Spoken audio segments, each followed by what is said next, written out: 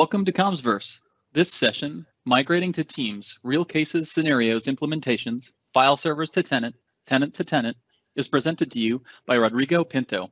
Rodrigo, take it away. Okay, hi guys, welcome to my session. So first of all, hats off for all the sponsors. Without them, we couldn't have this event. So who am I? So my name is Rodrigo Pinto. I live in Lisbon, Portugal. I've been around the SharePoint world since 2001, more or less. I work with an Irish company called Storm Technology, and I've been an MVP on the past 10 years, more or less. Okay, so basically, today we're going to do a little bit of an overview on the Teams features. We'll look into the behind the scenes of what's in it on the Teams, where the Teams data is provisioned, and some of the real case scenarios I came across to be presenting this session. So first of all, one thing I usually do to break the ice is an old Jedi saying. As a geek, I like Marvel and Star Wars, so enjoy a little bit.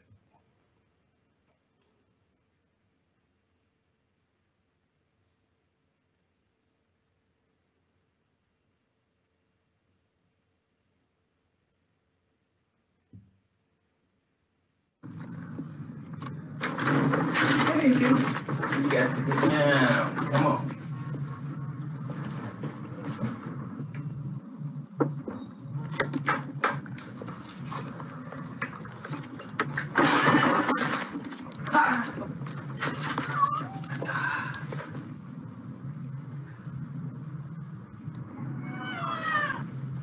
Fractured fibula, given well Saturday, so I could be able to go in tomorrow. Daddy's gonna be so excited.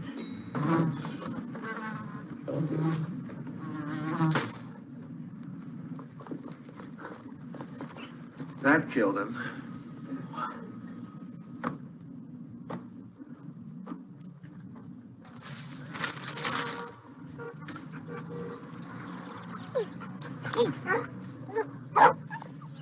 Look at the cute dog.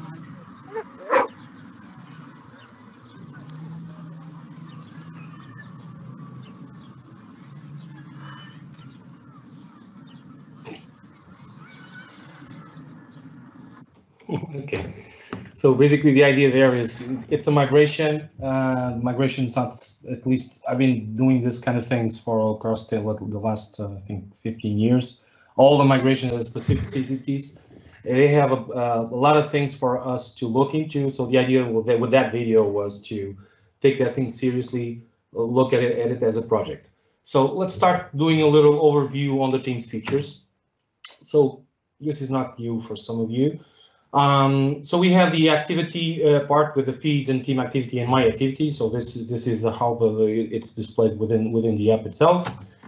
And then afterwards we have the chat. So peer-to-peer, group, the bots. So basically where we can actually chat with the colleagues within the teams and with the externals within the group, and we can also interact with bots itself. Another important part on Teams also are the channels.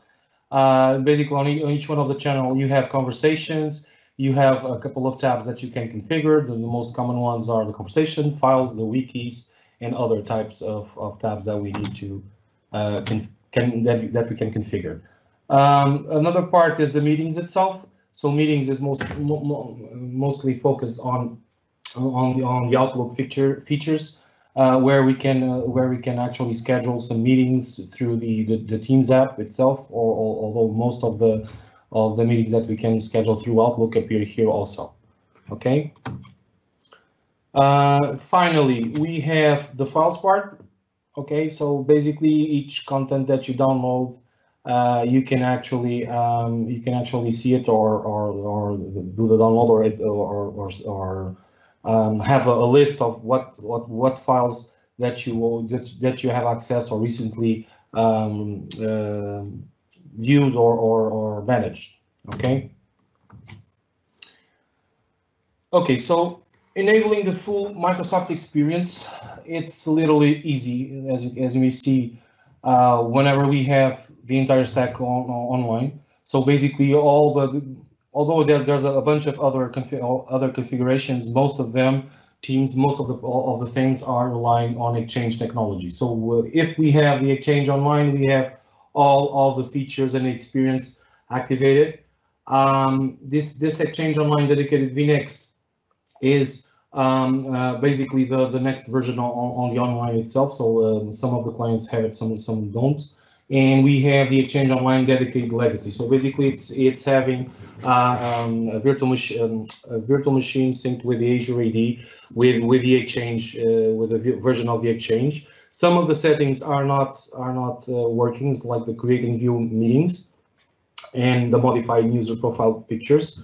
Regarding the connectors, we can actually add and configure connectors. In the past, this was not actually possible on this Exchange Online dedicated and the Exchange on-prem, but right now the Microsoft Teams did a change on the Exchange part, and if at least one of the members of the team had a configured a connector on that team, you can have those connectors configured or added.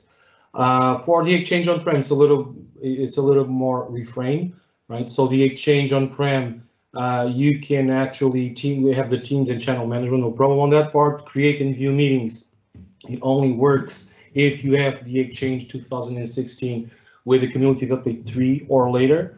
Modify user profile picture, it doesn't work. So basically, this kind of properties is attached to the Exchange Online, and because you don't have Exchange Online, that's why it doesn't work. For add and configure connectors, it's the same thing as I did, and you can do most of the things afterwards. Okay, so what is it behind the scenes? So basically, we can see here 5 major blocks. So we have the team clients, the team clients itself. So basically, it's web or desktop app or a mobile app. You have the Office 365 platform and services, the team services, the stack of services developed just for this, and the Skype infrastructure. Beneath all that, we have the Azure part. Okay, this I think most of you guys already know this thing. But for the new ones, this is kind of interesting because they don't even realize what's beneath the Teams itself. They think the Teams is an isolated application that works just by magic, not by magic, but at least something similar to that thing. So remove this thing. So regarding Teams client architecture, so we have a web client, desktop client, in a desktop client. The desktop client exists for Windows and Macs. And in the old days, we used to have something called the Universal Windows Phone app. Doesn't exist anymore. And basically, for each one of the other mobile operating systems, you have an application fully developed on the operating system code. So on iOS, they use the iOS with a shift language, and on the Android they use Java, but it's very close to the platform itself where the thing works. So one thing interesting. If you look at if you open Teams on the web or on Windows or in Mac, yeah, the behavior it's the same. The aspect is the same. And one thing that Microsoft did cleverly, so each time the web part on Teams, so each time the application is updated, and basically it's a web architecture.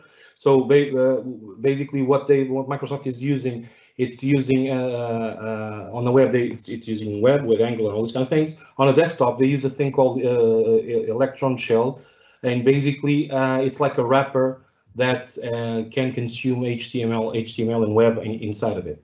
That's why whenever they do an update on the web, you have that update on the Windows and on Windows or in the Mac on the desktop app. Okay, so basically that's the notion of the Teams itself as a client on the client architecture. We'll go into another one, and So team service. Basically, the team itself has a bunch of microservice to allow deploying each one of the pieces more or less separately without impacting to the other services.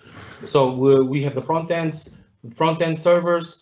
We have the identity, the group called the compliance, extensibility, team management, notifications, and configuration. So basically, each one of these blocks have microservices that communicate with each other and with the other stacks. And basically, that's how the team services, the team work with the team services itself. So it's the applicational stack. Regarding the Office 365, as you may know, Teams is not just an isolated application. Basically, it uses and reuses each one of the blocks on the Office 365, Exchange for emails, meetings, modern groups, also the SharePoint part for the provisioning, Stream from the videos, OneDrive for business is provisioning documents. It's SharePoint more or less. The entire team. The entire Microsoft Teams architecture is relying also on information protection from the Office 365, and they also leverage other applications like OneNote, Power Apps, Planner, PowerPoint, all these kind of things. Beneath that, the analytics part is addressed through the Microsoft Power BI. Okay, now a little bit more deep on what's behind when a team is created. So basically, whenever we create a team, there's at least three things that are created. One is an Office 365 group, another one is a SharePoint online site, and another one is a team mailbox that's created. Okay, so basically the Office 365 group it's part of the Exchange, and with addressing some of the provisioning part of the documents and all the files that you see it's a SharePoint. It's on the SharePoint part. Basically, there's a service that does the synchronization between the Active Directory and Microsoft Teams. So anything regarding the Office 365 groups, properties updates, members, managers, deletions, and user properties are synced through a service every 15 minutes. Okay. The Teams persistent chat is provided by a service that interacts with the Office 365. And basically it get that technology from the backbone of the Skype for Business. So Teams itself evolved for the latest stack on Microsoft for the communication part. So it's leveraging the entire infrastructure behind that was used to the Skype. Right now it evolved to another thing, but basically it's using the same content. So most of the things are provisioning within the Office 365 stack. There's a couple of nuance on that part. Mainly one part of that is the conversations that are using Azure storage for the blob tab for getting some of the data, for provisioning the data from the chats and from the other parts, and the Exchange for the information protection. That's how the team itself uses the information protection from the entire Office 365 stack with the help of the Azure storage. So for the one-to-one chats, basically the chat itself are uploaded to OneDrive for Business. And basically you have a folder within the SharePoint with the SharePoint with those one-to-one chats parts. Okay, so a little bit more on this part on the chat. One-to-one chat with external users, chat within a channel, meeting recordings, voice messages. So let's look into more deeply on that part. Conversations. So the conversations are basically stored within a hidden folder on your mailbox, and that folder contains all the conversations that you had as a user within that tenant with internal and external users. Each time that we talk with one-to-one and one person to one person, each member has a copy on his mailbox. That folder only exists again for the information protection part on the Office 365 stack. So data retention, litigation holds, and compliance. That's the way that Microsoft look into this data and enforces some kind of compliance on those kind of data. In order for us to see the content on that folder, we need to go to the e-discovery part, the Security and Compliance Center content search, and you search like this. Okay, so basically you have the information with the sender author and all these kind of things. You can also look into your mailbox hidden folder if you're an admin, but that's a little bit more tricky. So regarding OneDrive, Microsoft Teams chat files. So if you look into your computer on your OneDrive part, you will see that there's a folder called Microsoft Teams chat files, and that's where the chats also are in. Okay, non-channel data. So non-chat channel data. So basically, the content that we exchange during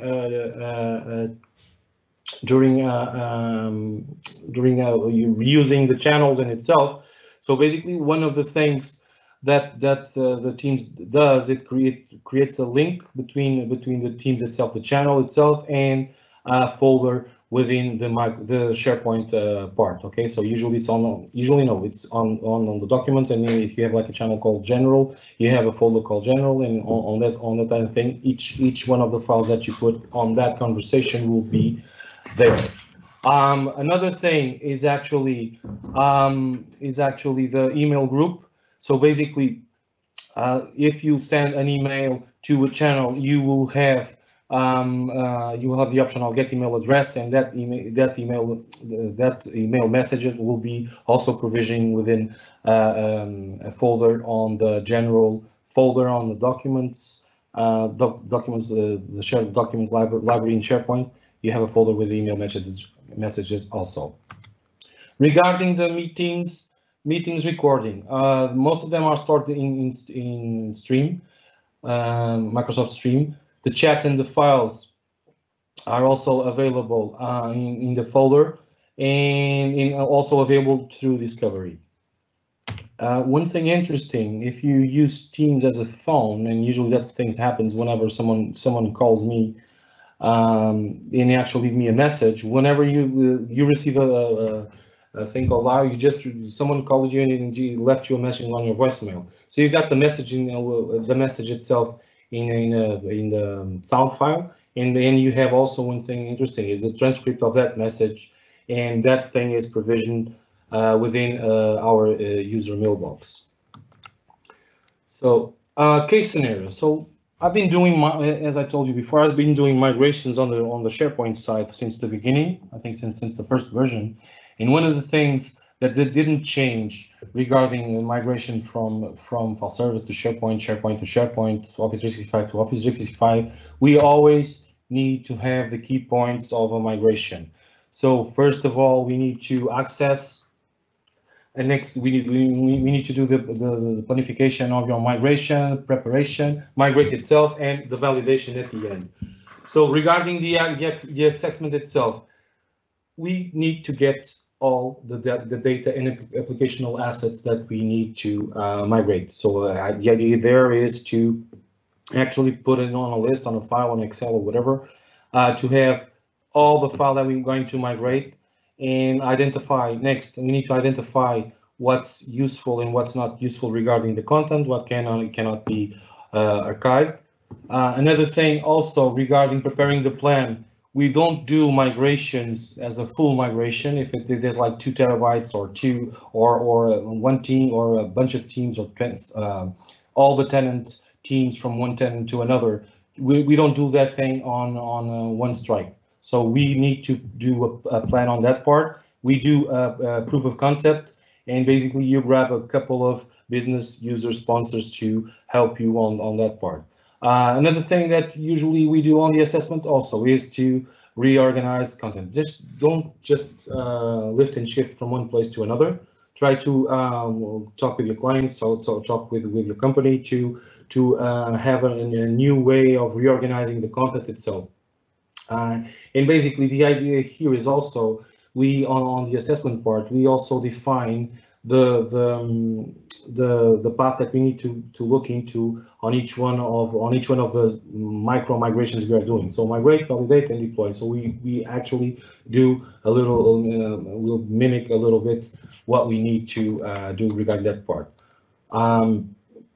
Regarding the validation itself, it's always for me at least, it's always need to have we migrate a little bit, we migrate one of the batches and we validate that batch, and then we come across and okay, this is okay or this is not okay. Another thing interesting also is whenever you do the migration itself, you try to get some boundaries and try to get some when I say boundaries, but basically it's like if we're migrating a team or a team from one tenant to another, and then you have like a bunch of lists with a bunch of items, try to typify your migration itself. So basically you grab the list with I don't know, like 24,000 items, and you do the migration, and then you pick the time that the migration start and annotate the time with the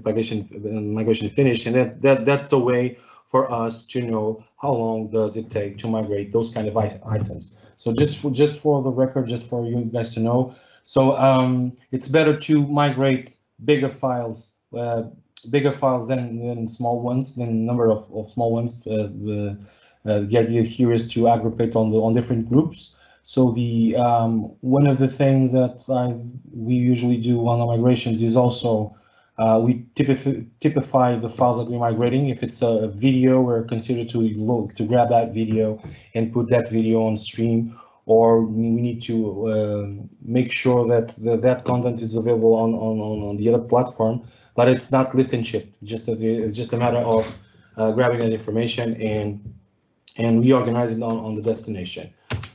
So more focus, even more on some of the clients that I have. So regarding the teams, we did the migration. The first migration I did in Teams was like 6 years ago, more or less, and basically was grabbing. So one of the companies changed. It was a subsidiary, and then it changed for being a subsidiary to be a real enterprise company. So and they have like a lot of information, like 5 terabytes of data to be migrated, and they were starting. They didn't do the migration till we get there. They were leveraging Microsoft Teams already for internal and external users. So one of the things that we had, and usually that's the thing that we do whenever you do the migration, because you do a little bit of a governance on the destination also. You grab, you do the contain way. You do the contain way of creating teams. So clients, on this case, the client didn't want to open Teams creation globally, but they already did.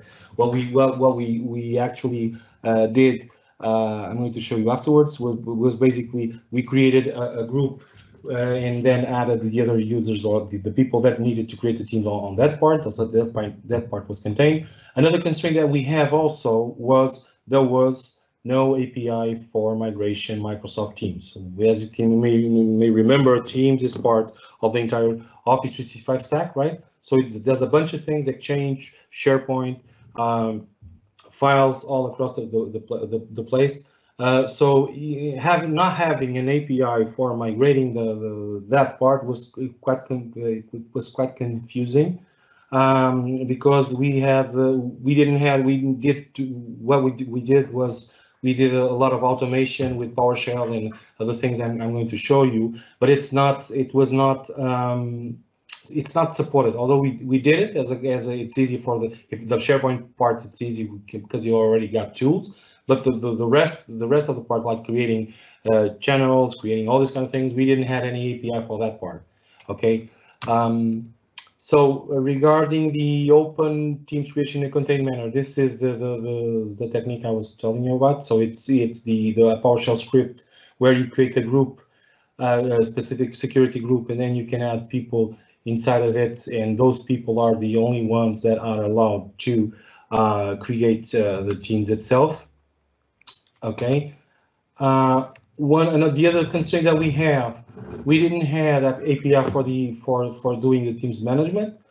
So what we did a technique that we already knew from the Office 365. Basically, what we did was for recreating the teams itself, we did a little bit of screen scraping. And basically, what is screen scraping? Screen scraping is basically getting your HTML elements. So Teams, it's HTML, it's web, right? So we opened the Teams itself on a web browser, and then on this case was Internet Explorer. And then on by opening like that, we could navigate to each one of the elements. It's like mimicking some users adding content and doing the entire process as someone was actually doing that part. One thing during that migration that happens was Microsoft released the graph. So at the middle, we thought on changing the process to using the REST APIs. One thing that we actually noticed was the behavior of the Graph API from back then was not compliant, or it was not the same thing as you did on the app itself. So we stick with this till the end.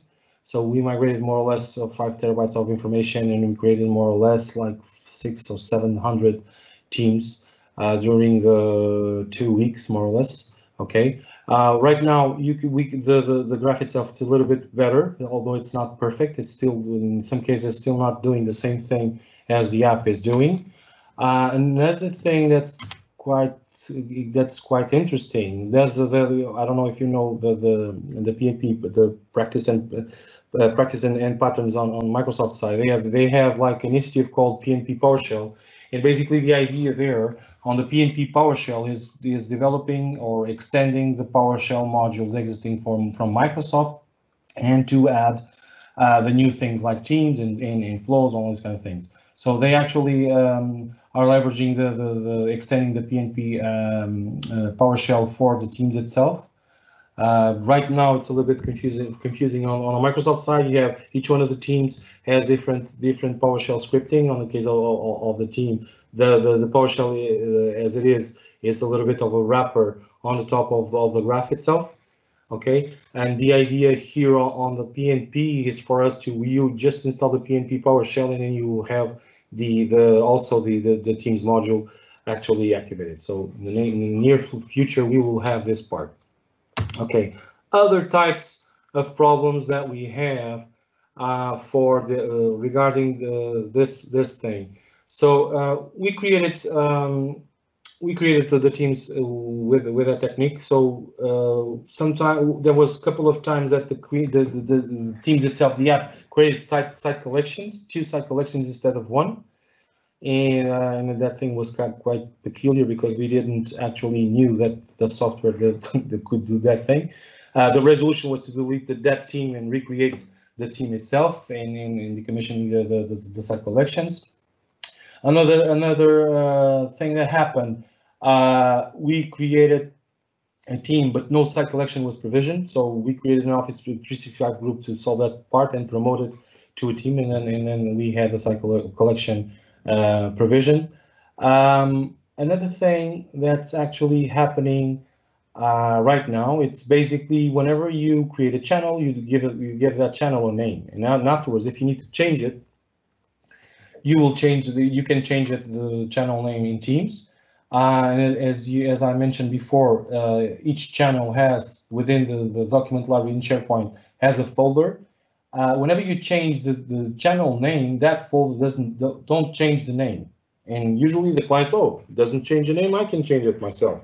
And then they go there and they change the name of that folder, and suddenly the channel doesn't see any thing on the files. So the first time that you create a channel, the name that you put there will be the internal name addressed to the internal name of the folder within the SharePoint part. So if you need to change the name of a channel, you need to create a new one, like with an underscore or 01 or something like that. Move the content from the old one to the new one, and that's it. And usually this kind of it's a little bit puzzling for the clients, because they see the Teams itself, and that's everything is okay on the channel name and whatever. But when they go to the SharePoint side, they try to start searching for that folder within the document library, and then they realize, oh, we changed the name, so the folder is not the same. And this can be a little bit messy if we don't know that the internal name, the initial internal name given to the channel is actually the name of the folder that needs to exist within the SharePoint part. Okay. Another thing is also that we have. This is more like on the Power BI part. The list of Workspace stopped being alphabetized. So there was a couple of there's a little bit of stress on one of the clients because of this thing. Right now, at least on the tenants, this part, the tenant name, the team name with weird symbols, like no standard symbols, break some of the connectors features. Right, some of the old tenants on some of my clients are still having this issue. The new ones are not. So I'm thinking that probably this will be fixed for the older ones. Another thing that we had was the profile picture, but this was related to the Exchange mailbox to be on-prem instead of on the online. Okay, a couple of heads up on this kind of things. Be aware of. So there's no actually an API to create whatever you have on one place on one side to on the other side. So basically, you need to orchestrate the entire stack on Teams parts, on the Teams part, like the Exchange, the SharePoint, and needs to actually recreate that part on the other side. One thing that keeps annoying me is the conversations. If you try to migrate the conversations, you can't. And when I say you can't, the conversations, the idea here, the ideal scenario will be to have the conversations with the timelines and with the persons. Whenever you finish your migration, you could see, ideally, you could see this guy talk to me at this time, at this hour, and with this message. Right now, the API doesn't allow us to do this kind of thing. So one of the things that we can do is actually import and export those kind of conversations and have it stored within the destination on a specific team, on a specific document library, and use it as an historical information. Another thing that we spotted also, and it keeps happening, some of the PowerShell API that's supported by Graph are not aligned with the desktop applications in the web. So some of the features are not actually the same. Okay. And another thing also, and this is regarding the migration itself. During the migration itself, there's a couple of things to consider. So one of the things that we spotted, and because we took like more or less 2 weeks to migrate the entire content, what we noticed is during that migration, some of the features were actually updated on the destination. Some of them were updated on the origin, but without the same level of features being activated in the structure. So it was quite annoying. And basically, we got this problem whenever we were trying to migrate the wiki parts on wiki. The wiki part on Teams changed across time. At the beginning, it was just a list, if I'm not wrong, and then afterwards they put it a list and an HTML, and then they changed it again. So beware of that part. Also important, and although it's not here, if you need to do migrations, do the migrations of hours. Okay, first, it's more likely that the migration is successful and you don't have concurrent or throttling on the Office 365 tenant, and it's quicker. And another thing that happens regarding that part, we actually did the second migration that we did within the client on office hours, and all the clients were completely stalled because the Office 365 was actually thinking that that was an attack, or it refrained the throttling for our migration, and that was a problem. Okay, and so basically this is my input on that part. As you may know, I love Marvel. Any questions? Let's go back to the. Let me go back to the questions afterwards. So thank you. Don't forget to fill in the feedback form. There's a breakout session on this address, and even afterwards, if you need more help on something on migrating, just buzz me on this email and on my Twitter account. Again, hats off for the sponsors, and if there's any questions, throw it in. Thank you, Rodrigo. It doesn't look like there are any questions yet. We'll leave this open that was a lot of fantastic content for facilitating migrations. Yeah. If you do have any questions, yeah, please do join our speaker for the post-session networking, and that link is in the Q&A. We'll leave this open for another minute or two if there are any questions. Okay, I can sing if you want.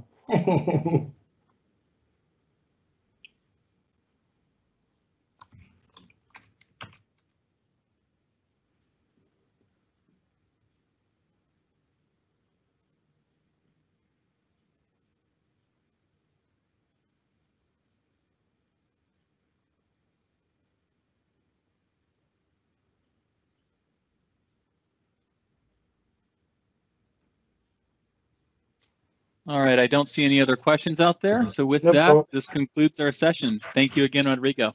Okay, thank you, mate. Have a nice conference. Bye-bye.